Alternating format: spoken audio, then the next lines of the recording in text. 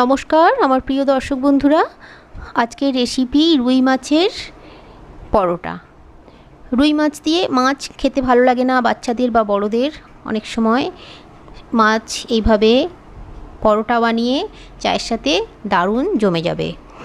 এখানে ভাজা মাছ নিয়েছি আমি 2 পিস, একটা গাদা একটা পেটি। সেই মাছটা আমি খুব ভালো করে প্রথমে ছাড়িয়ে নিলাম।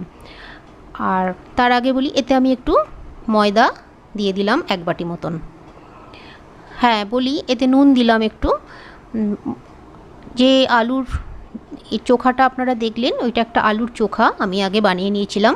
পেঁয়াজ রসুন আদা বাটা দিয়ে তেলের উপরে একটু কষে নিয়েছিলাম। তাতে আমি ওই রুই মাছটা ছাড়িয়ে দিলাম, দিয়ে ময়দা দিয়ে খুব ভালো করে মেখে নিলাম।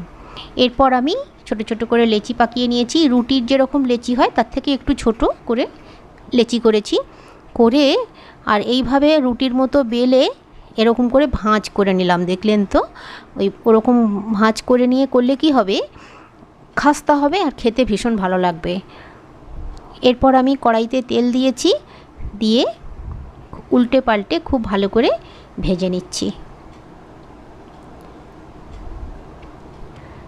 এভাবে উল্টো পাল্টে খুব ভালো করে ভেজে নিতে হবে, বেশ লাল লাল করে। গরম গরম পরিবেশন করতে হবে, তাহলে ভীষণই ভালো লাগবে।